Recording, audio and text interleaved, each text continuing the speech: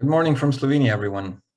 And thank you to IIBA Bulgaria for organizing such a lively international event. My name is Matic Kadliček, and I'm an organizational psychologist, and one who takes a quote by William Edwards Deming to heart. You may have heard it. He said, "In God we trust, all others bring data." We'll be talking about ROI today. So with that in mind, I want to give you a positive ROI for your time spent in this session. That is why I will give you a brief presentation of the ROI methodology itself. But let's start at the beginning. Many business functions have a similar challenge. And the challenge is, how do we prove the value of what we do and do so in a credible way? After all, in order to be successful, we do need support, approval, maybe even funding. On the other hand, we also may want everyone involved to see and understand the value of what they do, even ourselves. To some, the question of ROI seems really hard or next to impossible, maybe even mysterious, when in reality it's not. Actually, it's quite simple. And just maybe, once you learn it, you won't want to run your projects any other way. Because we want you to be able to convince others that your solution is a good one and do so with credibility and competence, here are our objectives to improve your business analytics and product ownership projects. We want you to understand, first of all, the growing need to ensure business value of BA and PO projects. Secondly, we want you to learn about the most used process for designing, improving, evaluating, and reporting results. Thirdly, we want you to understand the keys to BA process improvement and aligning goals to the wider organization with the V model. And lastly, how to plan for the 5 levels of outcomes for any program to ensure a positive ROI. For those of you brave enough to stick with us until the end, we'll share with you a comprehensive application guide on how to use this methodology in your practice. I've taken the liberty of making a meme for everyone with a similar experience. So you have a great workable idea, but you can't seem to get through to decision makers. There's not enough there to convince them in their language. And this is feels pretty at home to many.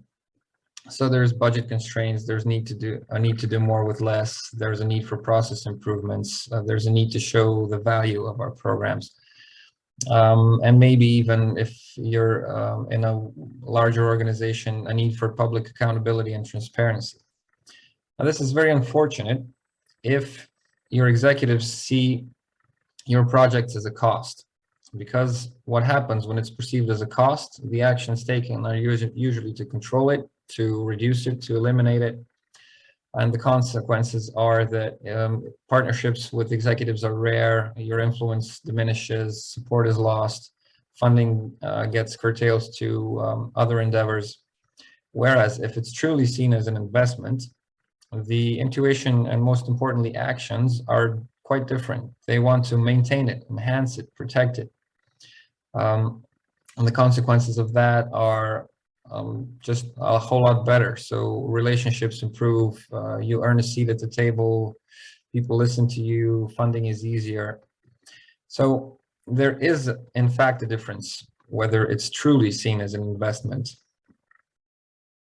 If we look at it traditionally, the value of capital investments is seen in buildings, equipment, tools, things we can grasp, things we can feel, and these account for only about 15% of expenditures in fact. Whereas what about the other 85? So the show me shift is going towards proving the value of non-capital investments as well, things like marketing, human resources, processes, procedures. So this is where business analytics and product ownership comes into play, I'm sure, as well. There's been something we call a show me evolution. So first of all, when an executive says show me, they want impact data. So what did we do with our program? What changed? What's better? And this is the first issue, that it's sometimes for some people it's hard to show the impact data, and they go level up. So they say, show me the money. So then we need to convert the impact data to money. But then they say, okay, but show me the real money. So this is where isolating the effects of our program comes in. So there's been multiple factors contributing to an improvement, for example, in a KPI. How do we credibly say how much of that can we say, okay, this is due to our business analytics projects? And then they say, okay, show me the real money and make me believe it. So we need to compare the money to the overall costs of the project without leaving anything important out. So to continue, since ROI is and has been a cornerstone for many, many years now, even centuries, let's review, just to give us a solid ground to stand on going forward. So ROI measures the amount of return relative to an investment, thus indicating whether an organization is using its resources efficiently. So similar measures include BCR, you know it as benefit cost ratio, or payback period, so telling us when the costs get recovered. Looking at the formula for this, and these are two of the most common. So we mentioned BCR, benefit cost ratio, and ROI. These two are unfortunately used interchangeably, but they're in fact not interchangeable. So BSR gives us a ratio and no percentage, while ROI always gives us a percentage. As you can see, these are amazingly simple formulas that a fourth grader can solve. Unfortunately, however, the challenge is, what exactly do we put in the numerator and what do we put in the denominator? And this is what we're here for. First, I would like to ask you, what's your experience with measuring ROI for non-capital investments? Just answer in your head. I've never tried it, was not successful and all of that. I just hope no one answered. I wish ROI would go away, as this is bad news because it doesn't seem to be happening anytime soon. In fact, the reverse seems to be true. And besides, it would be unfortunate not to know what our projects bring to our internal or external clients, right? So let's get to it.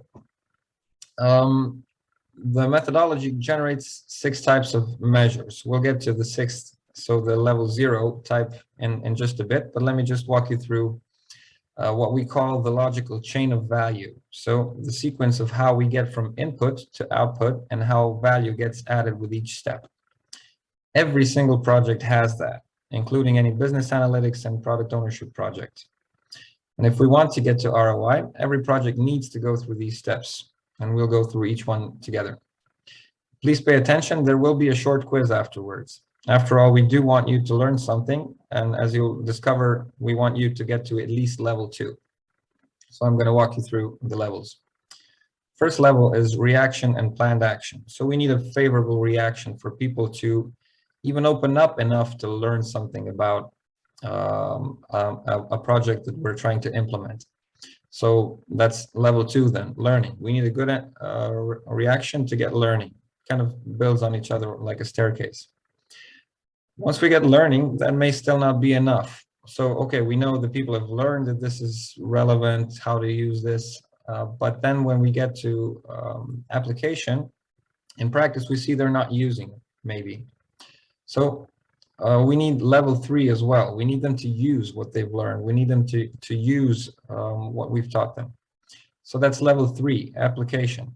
And only after they start using it, so at level 3, we can move to level 4, see results in terms of business impact. Now, business impact means how much has a key measure changed? How has the KPI changed? And this is where the benefits really start happening. And besides of the hard benefits, let's say in terms of KPIs, there's also intangible benefits, things that we can't really grasp but are there and are important. And once we convert from level 4 business impact to money, then we can calculate return on investment. Now, the great thing about the ROI methodology is that it also includes a technique to isolate the effects of the program or solution, just to be sure how much of the change can we ascribe to our project. In a little bit more detail, here are the levels of evaluation. So we've said there's 6 levels. I've only mentioned 5 so far. So let's say the pre-level is level 0. So these are our inputs, what goes into a project. These are, for example, the number of people involved in your project, hours spent, equipment and licenses needed, and so forth. This is what everyone usually reports, but usually doesn't satisfy everyone, or even ourselves for that matter. It's just a matter of costs, essentially, or what went into the project. But what we're really interested, and our executives are really interested in, is what came out of it. So these are our inputs. Level 1, we've said, is reaction and planned action. So once we start a BA or PO project, we want to know how the key people reacted to this. Did they feel this is relevant and important to them? Does it speak to their challenges? This is one type of measure that is used quite frequently. So we usually ask these when we have internal trainings, when we implement things. These are your end of training surveys and similar. But the problems start higher up. So let's be sure the reaction is very important, but it's not enough. It's a prerequisite, as we said, to open the door for the next step, which is level 2, learning. If we design our project to take the reaction and planned action into account, there's a chance of them learning something. So even if learning is not our end goal in BA and PO projects, every project includes a learning component. So people need to learn something about a process or product. So this is better, but we still want to get to ROI. So they've learned something. It says nothing about using yet. That's level 3. So the next step is application. So with their favorable reaction and new information they've learned, what are they going to do? How are they going to use the solution? So are they doing anything differently now? Did our project or product stick? If that happens, we can go to level 4, which is business impact. So once everyone's using this new solution or product, we can now measure business impact. Essentially, how did the new behavior influence a predetermined business measure or KPI? Here, there's also a necessary step to isolate the effects of your project or product to be credible. There are usually multiple factors influencing a change in a business measure, right? So once we convert that to money, we can calculate the ROI. It's just a matter of monetizing what we've got. So we've gone through the 5 levels. Time for a quick quiz. I want you to answer this enthusiastically, quickly.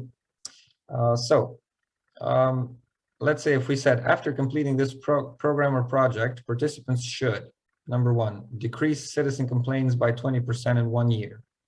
Which level of data is that? Which level of evaluation?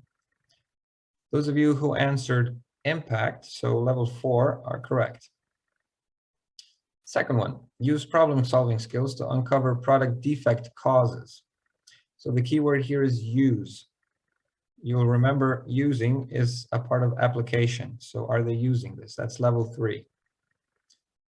Be able to demonstrate the 5 steps to diffuse a conflict given 2 individuals in a heated argument. So demonstrate is learning. At least we know it's learning. Maybe it's application as well, but we're not sure. We want to be conservative here. So that's learning. They've demonstrated, for example, in a workshop setting, how we can see that they can do that. But do they do that in practice? We're not quite sure from this just yet. Fourth one, rate the facilitator 4 out of 5 on presentation skills. So that's what we're kind of used to with end of training surveys. That's level 1, reaction. It is important, but we need it in order to get to the other levels. And 5, decrease the amount of time required to develop a proposal. So this is a hard measure. It's an impact measure. So level 4. Congratulations to those who got all 5 correct. Now, these 5 levels can be designed for and evaluated with the help of the ROI methodology process model. So we follow this to answer, how do we structure a project to deliver impact and ROI? There's a clear logical process model for this. So don't be afraid. This is great news that there's so many steps, because each one is described very well and tells you exactly what you need to do, which methods to use, how to get data, how to communicate with your shareholders to get the data. So on the left side, you'll see it start with why, align programs with the business. So why are we doing this? Why is this important to us? Why do we need to be successful with this? Then make it feasible, select the right solution. Not every solution is the right one. Then expect results. Expect success, plan for results. We need to be sure how do we plan things to get results. Then we have make it matter to the people who are involved. Design for input, reaction, and learning. Remember from the evaluation levels. Then make it stick. Design for application and impact. And then when we analyze the data, first make it credible. Make it credible by isolating the effects to know how much of the change can be ascribed to our BA or PO project. Then convert data to monetary value. Tabulate all costs of the program and identify intangible benefits. So things we didn't monetize but are still there and are very important. And lastly, calculate the ROI. That's what concludes our data analysis. And then optimize results. Tell the story. Communicate results to key stakeholders. Get them involved. Get buy-in for this project and the next one. And finally, use black box thinking to ensure funding and to improve the process. So when we know where this logical chain breaks down, we can go back and fix it. We know where the problem lies. For example, we've made it matter to them, but it didn't stick. So we know which phase to improve. Guiding us through all of this are 12 guiding principles. So these are useful to guide us through any uncertainty that we come across during designing and evaluating. I'll only emphasize a few that are most important here. For example, the third guiding principle: when collecting and analyzing data, use only the most credible sources. Then guiding principle number 5, use at least one method to isolate the effects of a project.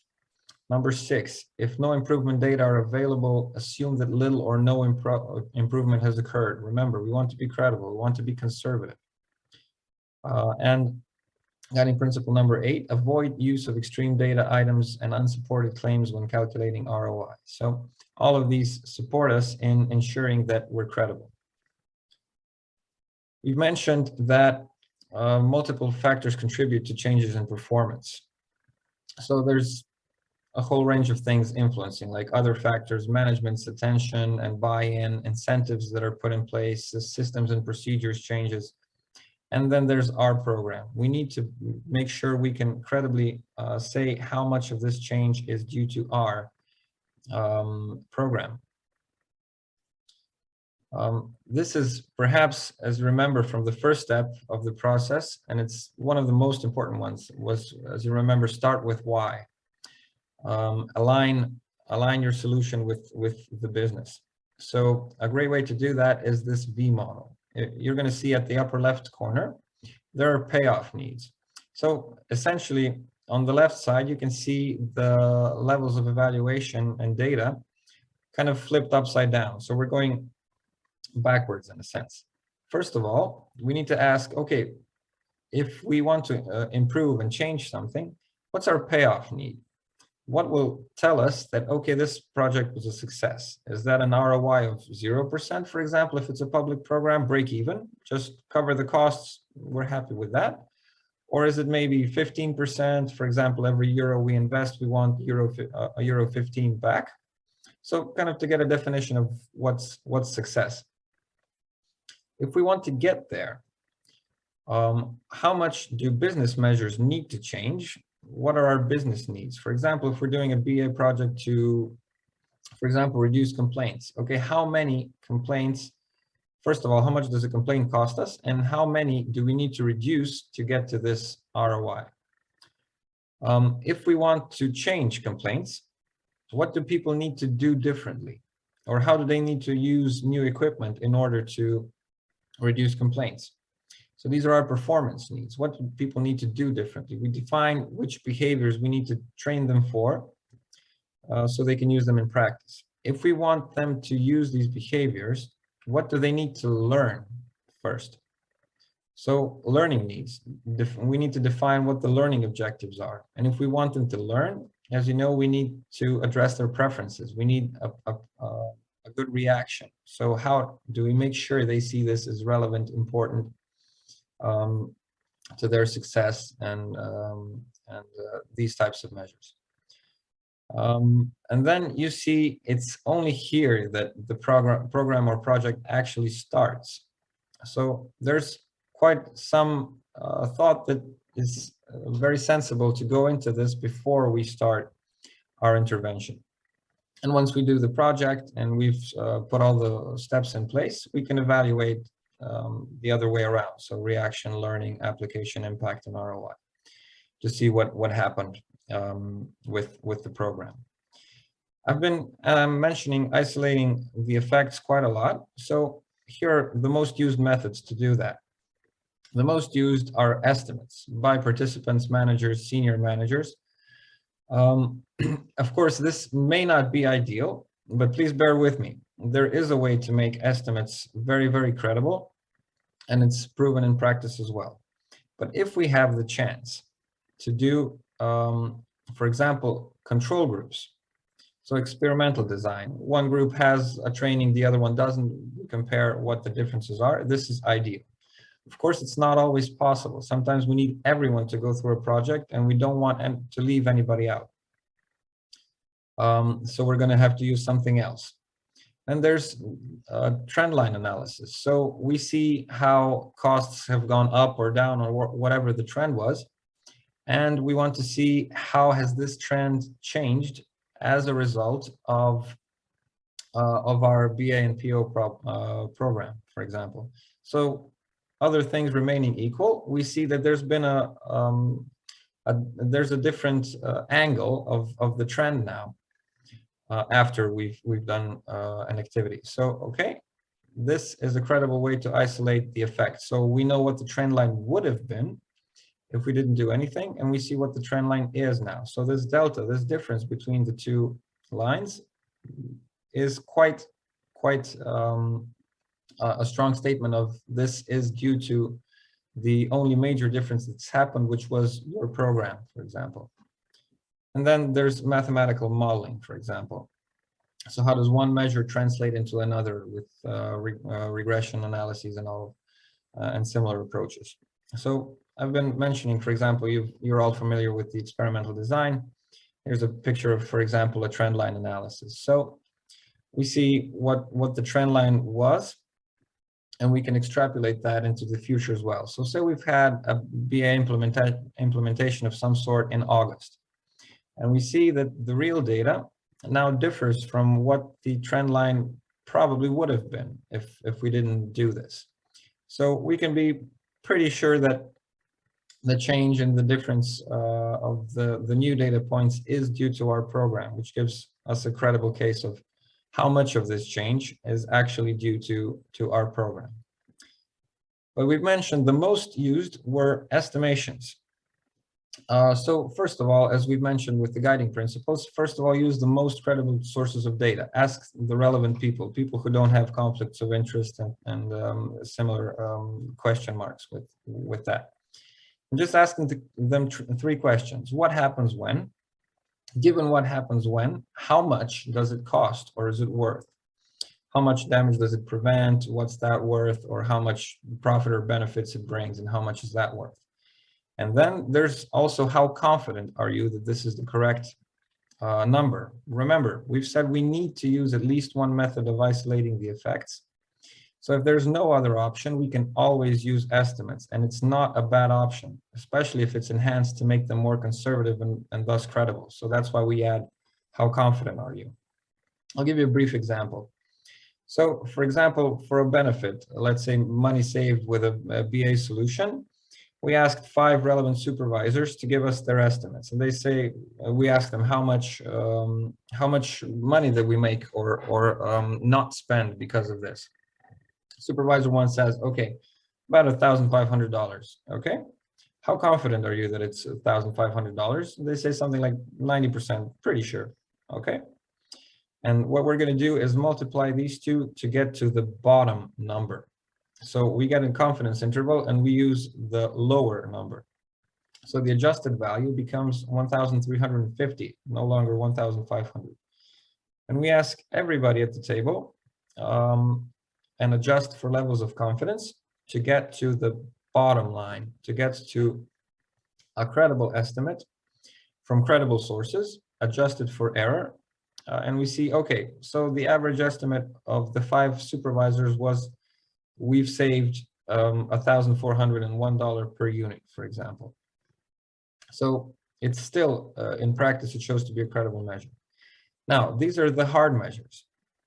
But then there's also the intangible measures, the intangible benefits. You've seen the benefits through error-corrected estimates. But then there's also intangible benefits that we've not converted to money. And this does not mean they're not important. It just means that they were not our main focus, maybe improving our business analytics case. We've preferred to use harder measures, but there's also collateral benefits.